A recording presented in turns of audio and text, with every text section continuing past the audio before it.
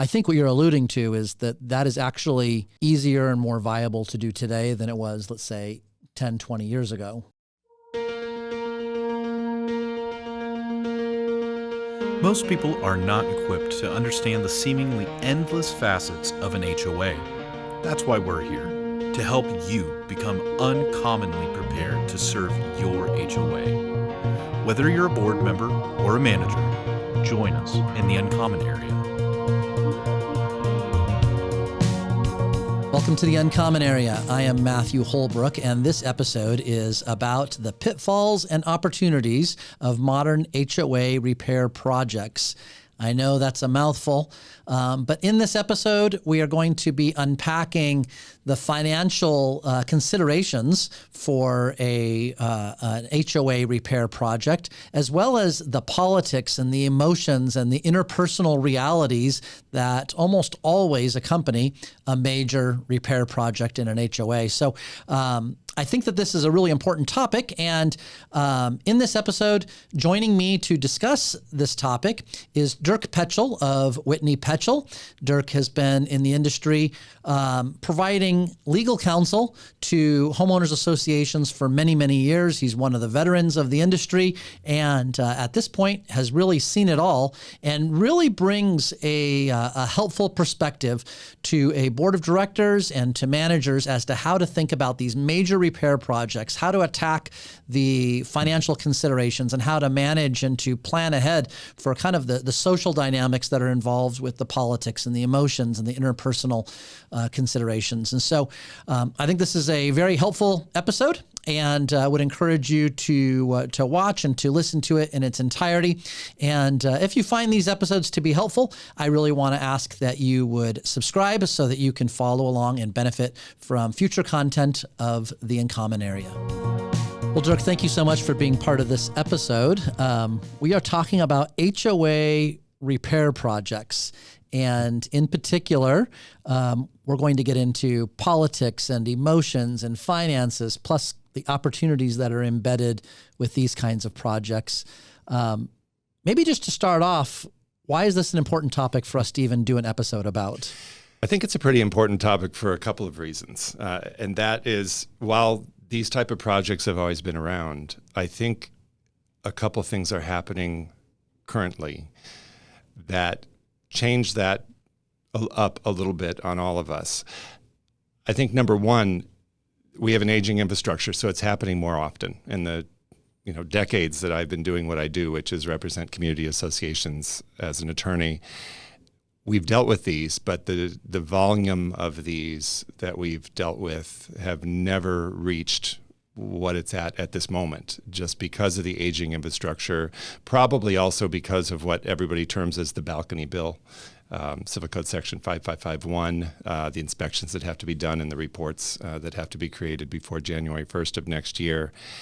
And along with just the aftermath of our COVID years and our society and the way that the emotions and politics within associations are occurring since that time, all of those things are interplaying with each other and really have created a number of newer issues and some strategies that I think are very helpful in the modern machination of these projects. Yeah. So in other words, we're talking about the clash of the tangible and the intangible as it relates to the repair projects in an HOA. Mm-hmm. You've got the tangible. We just have more HOAs that have been built. True. And so they're older, they're aging, and we're coming to the point in time where there's just a lot greater need for repairs. And then we have the intangible, just what's happening in culture and society as a whole and what that is doing to interpersonal relationships. And you put that all together and we have the potential for big messes in associations, but we also have the potential for opportunities to have some big successes. Is that how you'd put it? Thank you for that second half. Yes. We can all sit around and we all do that are in the industry, and you can have your the cynical comments about how difficult things are these days and at this day and age. But I actually think that there's more opportunity at this point in time for everybody, community managers, the attorneys in the industry, our boards of directors, to really make a bigger difference. If you go into this with your eyes open of what it is that you're going to be addressing and things beyond the technical project itself, I think there's a huge amount of benefit to everybody within the community. Yeah. Now, we do have another episode of the Uncommon Area that tackles the balcony bill that you referred to. So we can refer our listeners to that episode for more specifics, but in a sentence or two, just can you give a quick outline as to what that's all about? Okay, so the balcony bill was a response to the balcony collapse in Berkeley, might be 10 years ago at this point, I don't remember, but it was a tragic accident. A number of students were killed after they were out on a balcony and it collapsed, and they all plunged to the ground. And what that revealed was that there just wasn't enough monitoring of the safety of elevated exterior elements, which is what the bill actually calls all of these things, because it goes to walkways and such also. So with that, there is a mandated set of inspections that need to be done by a certain qualifications of the inspectors themselves and reports created. And those all have to be done by January 1st of 2025 at this point. And it looks like that's not going to be delayed. So while I mentioned that, I'm not only referring to that, but what's happened in our world is as people are looking at that and they're looking at the work that needs to be done on their own balconies, they're realizing the economy of scale of, well, as long as we're doing that, why don't we take care of all these other things? Why don't we take care of our roof? Why don't we take care of the painting job we need and the revitalization of the infrastructure itself, in addition to the elevated elements? So that is part of the impetus for having a larger volume heading our way that we're dealing with. So we have a larger volume of these large repair projects that are going on in HOAs, and we have the social dynamics that go with that. We'll get to the social part in a minute. Which I think is a particularly interesting part of this discussion. But starting off maybe on the financial side, as associations are looking at these huge repair projects, and in some cases costing hundreds of thousands, if not millions of dollars, they're facing the question of where are we going to come up with these dollars, and how do we prioritize this, and what do we do? From your perspective, you're brought into these, I would imagine. You're reviewing contracts. You're trying to advise boards as to what their risks are, if they do or don't tackle these projects. And this has to come up frequently. Well, where are we going to get the money? Yes.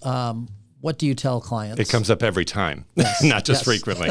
That's always the first question of how does this work? Where does this money come from? And there's a lot of different options in that regard. Number one front line is let's look at our own reserves. And there are those associations out there with incredibly robust sets of reserves that can get us a long way. Unfortunately, many do not, and that has led to all sorts of different problems within our industry, from being able to have loans underwritten to already having very large assessments, and they can't quite get that replenished. But beyond that, there's even more opportunity. So the first line would always be to look at your reserves and what assets we have available there in order to carry this out. More often than not, that doesn't get us where we need to go. So we have to look at the next parts of the equation. And those next parts, easiest one, next in row, would be how do we deal with this through assessments, whether that be increases in regular assessments, which always has a lot of, let's call it baggage with that, because that directly impacts the affordability of the units within the association for the long term. Yeah, this makes you very popular when you make this recommendation. Yes, and so those are difficult. And I'm actually got some great ideas that don't involve that at all, but that is something to look at. Most associations feel like they're maxed out at this point with regard to the regular assessments, and they wouldn't want to do that. So the Civil Code says we can raise those 20% per year, but is that really what we want to do to accomplish this project? The next would be to look at a special assessment. A special assessment, you can do an assessment that's 5% of your annual budgeted expenses. That tends to be really unsatisfactory when you do that math of the amount of money that you actually generate in that process for any new project. So that tends to not get us very far either. So if you have $1 million annual budget, you can special assess $50,000. That's right. Not going to get you very far. Doesn't get you very far. That might do the mailboxes. Right. So that is also unsatisfactory. The next tool we have has been around since, I believe, since the late 1980s in the Davis-Sterling Common Interest Development Act, which is an emergency assessment. But in that case, it either has to be an unforeseeable expense, I'm paraphrasing drastically, of course, but either an unforeseeable expense at the time of budgeting, or you need to have a life safety issue within the common area in order to justify that. And you can see the justification of the legislation. We don't want to have life safety issues within our association and no financial ability to deal with them. But that also is very limited because it only goes to those items that are the direct life safety issues. So when we have associations that are looking to do these repair projects and these infrastructure processes, the whole idea is to put the place back into great shape. And if all we're doing is putting some posts underneath the wood stairways that are compromised at this point, that are just raw posts and just basically making everything safe and nothing more, that's not satisfactory to anybody, nor does that add a lot of value to the place. It actually accentuates the risks that we've been trying to mitigate by doing that. So that too has its limitations. So I have a couple of clarifying questions on this component.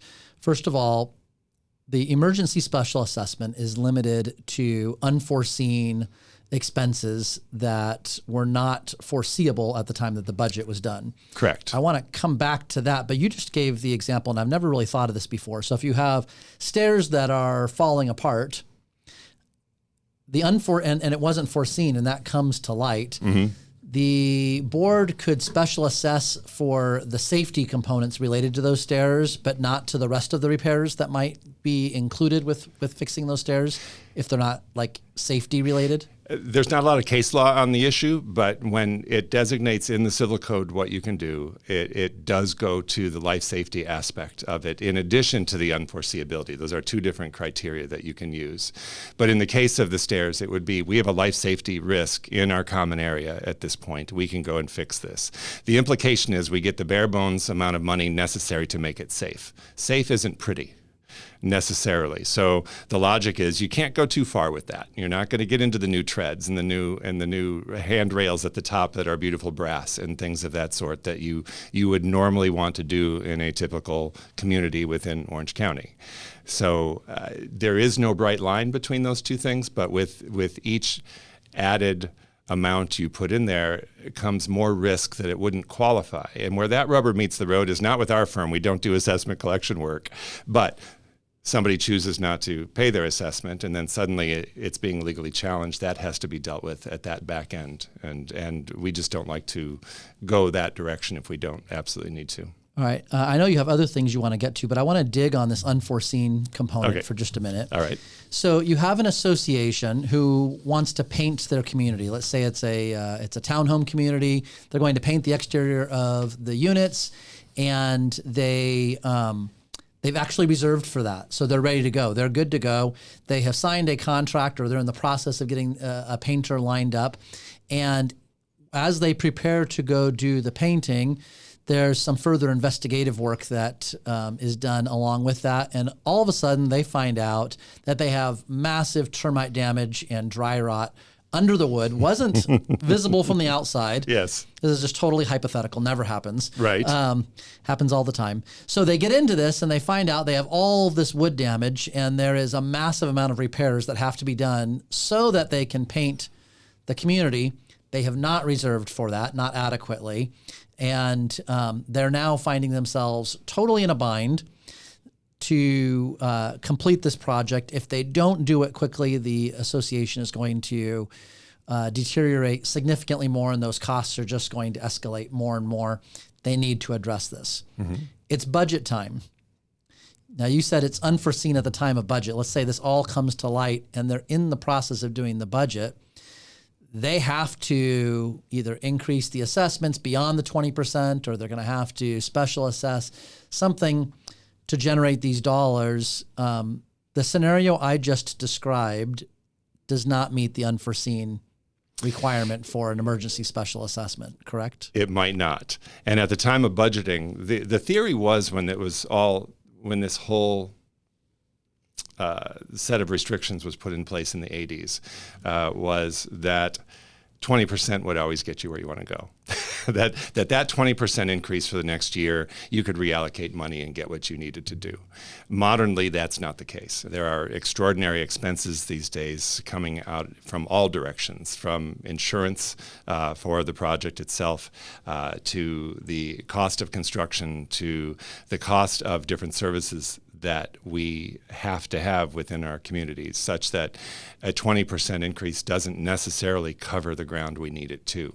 Yeah. So put into that context, you had said that we were already planning to do the paint job, and we have already allocated money to it. And where I thought you were going is during the year, suddenly, as we're proceeding with that paint job with the money we had allocated, we now find out about the wood repair. And I thought your question was going, do we need to stop the paint job and then put all that money toward the wood repair, and then we're left without money to do the paint? Or can, because we had already budgeted that and now we found this other problem, we can go ahead and emergency assess for that? And I'm here to tell you, I am unaware of any authority that tells us yes or no on those things. I think that's going to be a decision for each board after consulting with their own attorney of the risk and benefit of doing that. But there are times modernly where the order you do things can have an impact. And if we read the black and white of the statute itself, we could make that argument. It's whether or not, when we're standing in front of a black robe in some local court while we're trying to enforce our assessment, whether that will be a good argument for the association. And that's the concern, and that's the balance that we need to use here, is look to the intent. Yeah, I think that there's a lot of complicated scenarios to explore where we don't have clear-cut answers as to what qualifies as this is a legal assessment or not. And you're right, oftentimes it's going to be sorted out potentially in a legal setting, which is where you get brought in to the equation. So I kind of derailed you. You were going down different options on where an association could come up with the dollars to attack some of these repairs. What are some other options? Well, the big one I think that's being underutilized right now is the idea of an association loan. Not a loan for the individual owners, but a loan for the community association itself. And these have been around since the turn of the century, maybe even before, but it seemed to pick up during the 2000s. And so these are true construction loans, is the way that they're structured. And early on, they were quite expensive. It was higher interest rates, and there's reasons for that. With mortgage loans, like for everybody who's financing their home or refinancing their home, a typical mortgage loan will be something that the bank can provide for you, but they can also then sell those loans off and they get turned into mortgage-backed securities, which recapitalizes that whole system and allows you to lend more. That keeps interest rates down because it keeps the banks fluid, it keeps them funded, and they can continually loan this money. With respect to community association construction loans, there is not a robust secondary market for them, which means whatever bank is lending that money is going to keep that loan for its life until it's fully paid off from the community association.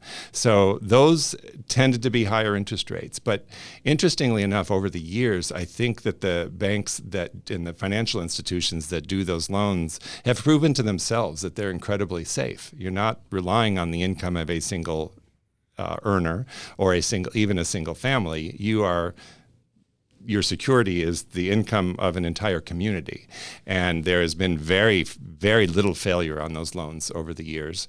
And so what's happened is the banks have recognized the value of that, a very safe loan. So the rates at this point in time, I would say, are astonishingly close together. A 30-year fixed on a purchase money loan for a home or a condominium, or on the other equation is this loan for the whole community to do what it needs to do. As we sit here today, I believe they're within about 0.5% of each other, which is stunning. Yeah, and so this idea of accessing financing through a bank loan to attack the projects that an association needs to do becomes a very viable option. It's really viable right now. And the cost to figure out what you can do in that context is nothing more than some time by the community manager and maybe a few minutes from the board. It's transferring some information, reserve information, your budget information, maybe some of the collection information for the association that gets evaluated. And they can be remarkably painless at times. The worse situation you're in as an association, the more economical it can be in the long run. And an example we've run into more in the last few years than we had in the last 15 is a very common scenario, particularly in portions of the state, where older plumbing has started having pinhole leaks on a regular basis, which then introduce water into the walls, into the interstitial space in the walls that just festers and creates mold and these big messes inside the wall. And then eventually somebody figures it out and there's a huge mess to clean up. And we deal with this month after month after month. And that's a huge expense. And we have had a number of associations that was the lead. There's always a lead, whether it's the balcony bill or whether it's the plumbing. There's a lead that brings you into this world of let's do a reconstruction, a construction project out here and upgrade the whole place.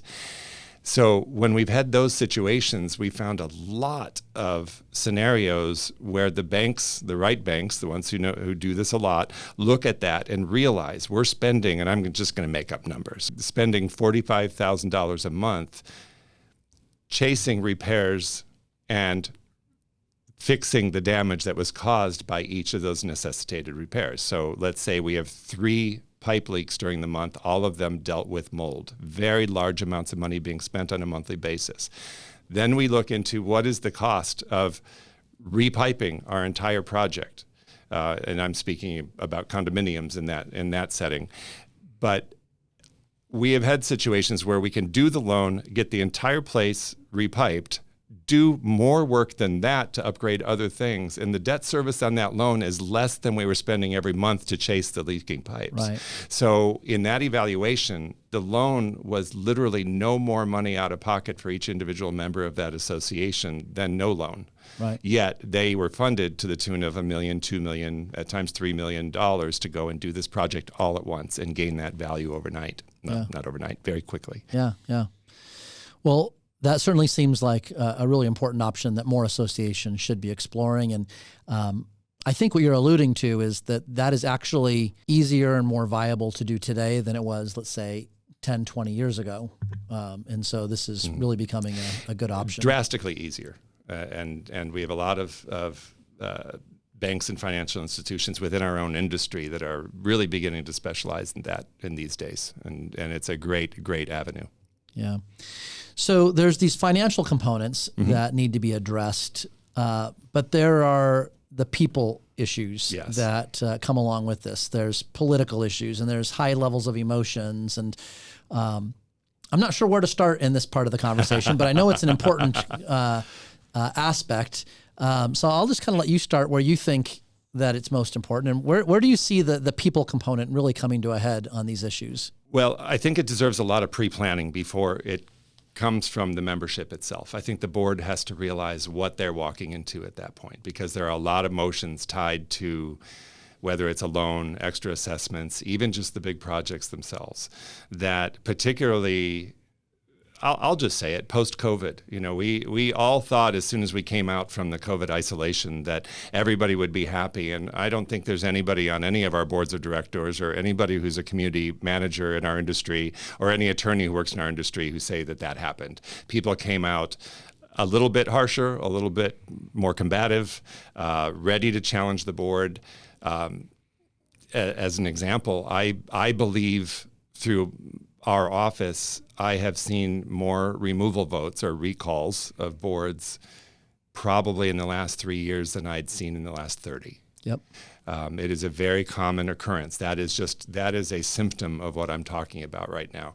I think it settled down for a little bit. Frankly, as we sit here today, I would say just from looking at, we represent many, many, many hundreds of associations. It appears to be back on an uptick at this point for whatever reason. I don't have the reasons, but that's just what we sense. I think our boards need to know that and need to know how these things play out. And what I like to tell them is that we need to have a lot of our ducks in a row early and very quick. We need to have these paths vetted. And by the time we're getting anywhere near a town hall, there's a level of preparedness at this point that I think is necessary. So when you're talking about getting ducks in a row and being prepared, you're specifically addressing the communication aspect that ultimately has to go to the homeowners. How do we communicate? How do we educate? Mm-hmm. What do we tell the homeowners so that we can have the best opportunity to have a successful project with the least amount of social backlash? Yes. And number one is very early in the curve, get the professionals working with the boards of directors. I'm a very big proponent on any project of any significant size of having a construction manager who is not doing the work, who's overseeing the whole thing, who is helping to spec out each of the different trades, to go out and get separate bids from each of those trades for each of those elements, and to oversee the timing and the logistics of it. And frankly, we have board members who, even if they have construction experience, I'd be the first to tell them, don't use it. Use it in this capacity to ask questions of your professional. I don't want the target drawn on your back. You have business judgment rule protection if you reasonably rely on a properly qualified expert. But Dirk, don't they have a community manager that should be able to function as the construction manager? I think this is a trick question. Yes, it is. No, they don't. Your community manager is not a contractor. That's not the role they fill. And you need to be a contractor to be a true construction manager. Nor do your community managers have that expertise. The people who do this do it well. And it can cost you a fair amount of money. I mean, it could be 8 to 12% of your project. But in our view, the project goes smoother. You often gain efficiencies as you're going through the project that all pay for that. And as a practical matter, we get a board of directors that gets, let's say, an element of this is time and materials. And suddenly you get the invoice, and it says that there was 112 linear feet of this type of siding that was replaced here, and we had to replace the underlayment to this extent with this much. Who can sit at a board table and evaluate whether that's right? And whether those are the right numbers or whether that was a fair price. That's what your construction manager does for you, for the amount that we pay them and get them involved. They're also very instrumental in selling the whole thing. And I say selling not in the fact that it needs to be sold, but selling it in the sense that the membership will understand what we're doing, why we're doing it, how we did it, which is all important. When we start to approach those town hall meetings, what happens is you will always have resistance from some portion of the association. I don't care how righteous and how needed this project is. There will be people that will be asking the same questions and poking the same way. We go through many dozens of these, and I've been meaning to write down this list of every question because we just hear them over and over again. And the teams of us that work together in doing that already have pat answers for a lot of them, and things that would explain this in a way that the membership understands and can feel good about what's happening within the association. But it's very common walking in the door that you're going to get members of who mismanaged our money, who stole our money. Why is it you're only taking these bids and you're not? This isn't the right way to do it. You're paying too much for this, and on and on and on. You shouldn't be getting a loan because we shouldn't make everybody pay 7% interest on something that they can get for free if we just pay this over the next 20 years instead. And be ready to answer all of those questions in detail with facts, not projections. And that's the other thing, is that we've had a few boards of directors who really want to get out early, which is a very good idea, but you can't go too early. You need some of those facts. You need to have already spoken to banks, see what financing might be available. You need to already have at least some preliminary bids for the different elements of the work so that we have actual figures we're working from, rather than projecting what we think it's going to be. Because if you do the latter, that will come back to haunt you, because later it will be pointed out by the same people who will be resisting that you are changing your story. And we don't want anybody to believe that. As much as we can say their estimates and things of that sort, as soon as a number is said, that's our story. And so we need to have a basis for it. We need to write with that number, say what the basis is of everything that we're saying, so that we can build upon that as time goes on. So it would seem to me that very early on, if a board in an association is looking at a large repair project, and it's something that especially is not fully reserved for. So you're going to have to go to one of these other elements to pull this together. There should probably be a meeting early on that includes the board, the community manager, probably the attorney, and get a construction manager on board and talk about what's this process going to look like. And as a big part of that, what are the things we need to get nailed down from a communication standpoint? Absolutely. Critical. And then later, it seems like you should bring all those same people back together again. And I rarely have seen this, but just listening to you and thinking about it, if you're doing a large project, there should probably be a meeting amongst those people, the board, the manager, the construction manager, the attorney, any relevant contractors. And that once you kind of have all that information together, there should be a meeting where the single agenda item is, how do we communicate about this? And work through an actual communication strategy with all of the key people in place, and really work on how that gets delivered. I think what ends up happening, what my experience is the board works through all the logistics of contracts and how they're going to do the project, and then they basically will spend 3 minutes on, here's what we need to communicate, tell the manager, call a town hall, or send out a mailer or whatever it is, but very little time in preparation is spent on how we're going to actually communicate. And I think historically that worked, what you just said, of just a few minutes on the communication.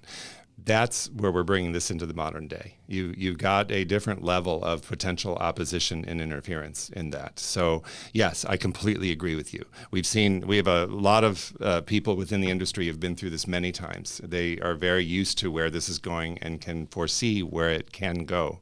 And we can work on that to get more precise information. If it is estimates, very much detail describing what the estimates are based upon, so that we don't get that you're changing your story kind of a messaging there. And just as importantly is that, how are we going to deal with people who are disagreeing or are making counter arguments to anything we say? And I actually think this element could be the most important thing modernly. There's a tendency these days, because I don't know the right term for it, but let's just say the people who are opposing boards and community members who are pushing for these projects are more spirited in their arguments and in their opposition to them. And there's a natural reaction from a lot of boards, some community managers, that as soon as somebody says something that's unfair or inaccurate, you need to go right back at them. You need to call that person out right now. And I'm here to tell you that I've seen a lot of situations where that is A, not necessary, and B, doesn't get us in the direction we want to go. I think you need to wait for the right moment and the right style to do that. And one of the fundamental things that you start to see when you go through a lot of these is that you are going to have a lot of people in your face. And they're going to be saying all the things that I said a moment ago.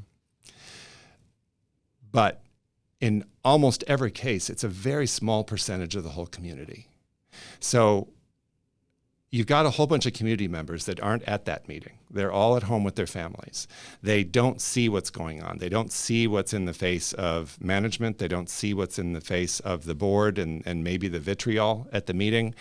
So for a board following that meeting to send something out that says, ABC member says this and he's lying, or that's not right, or anything that identifies another human being, will probably be put in the same stack as all the flyers that same human being we're talking about is sending out to everybody.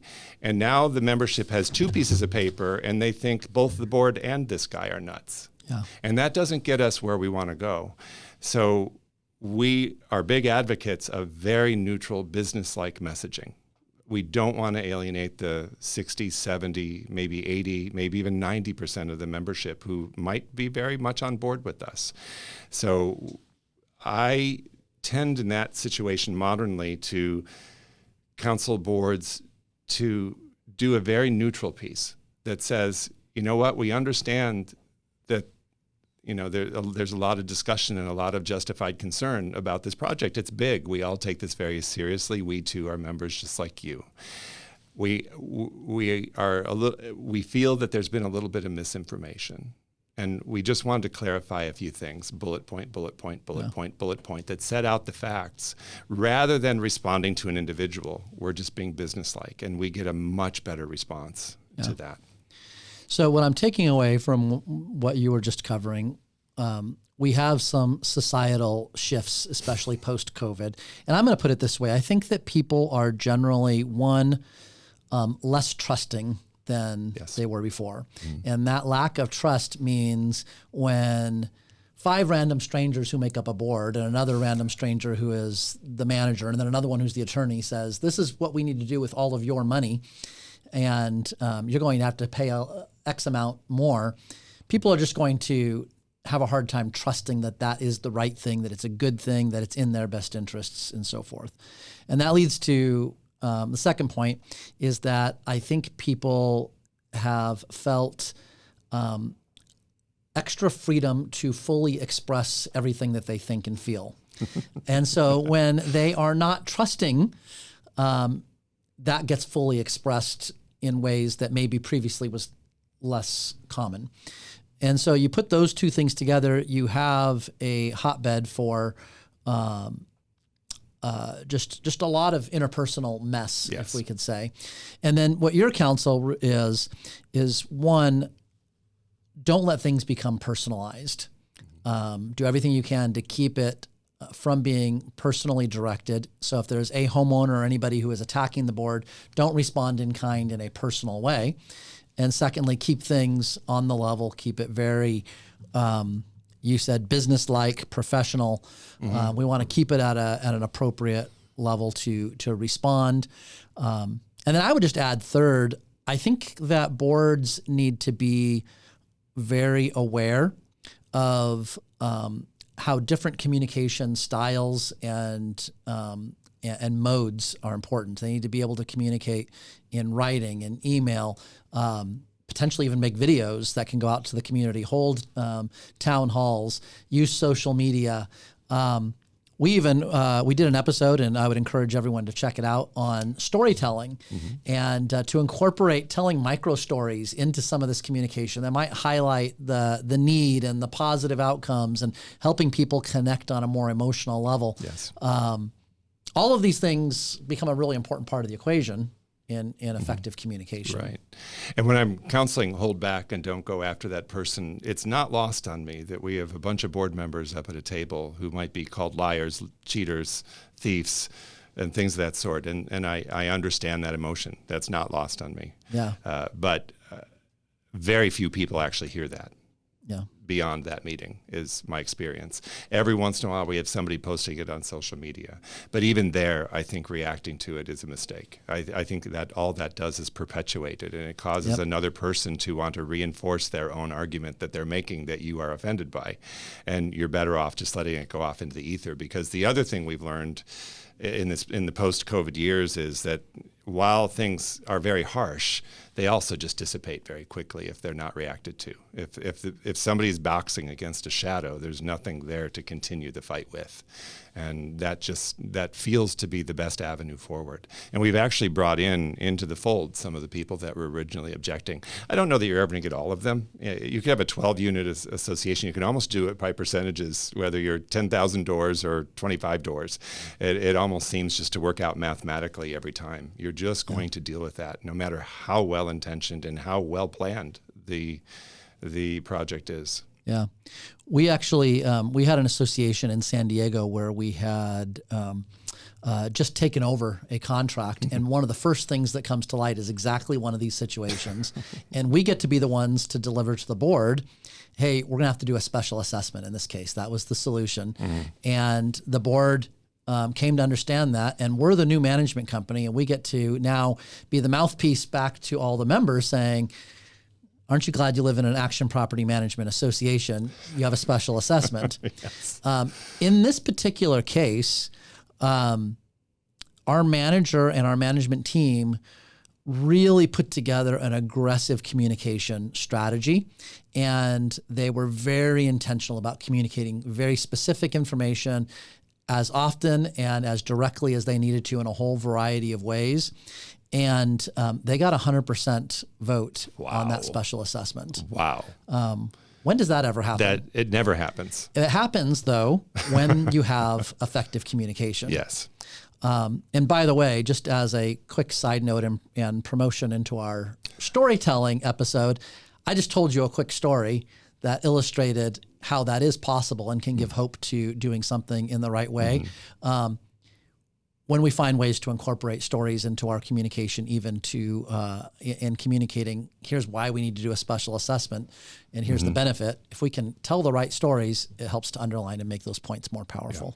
Yeah. The explanation of special assessments is particularly important too. I'm right with you. Communicate often, communicate well, and work on that. And obviously you guys did an outrageous job. I have never seen 100% vote on something like that.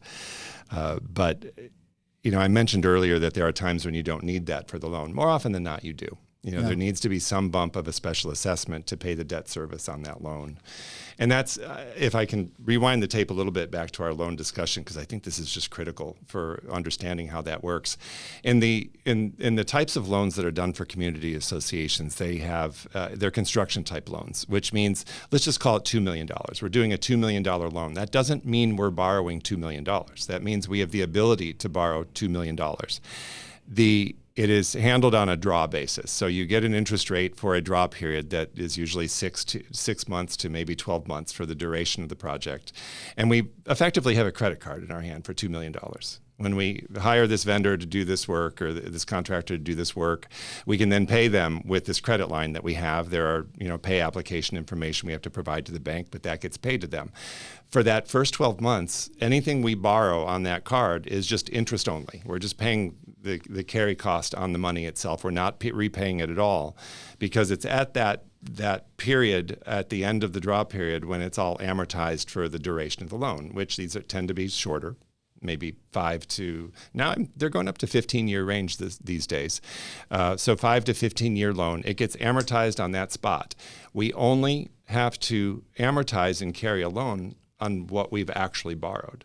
And we can offset that by, if there was a special assessment up front to pay for all that debt service, if any owners paid for that up front, they can just pay the amount of their assessment, and they're not a part of that loan. All the loan does is provide a way for people within the association who don't have other means they want to use to finance this over 5, 7, 15 years instead of having to pay it all out of pocket.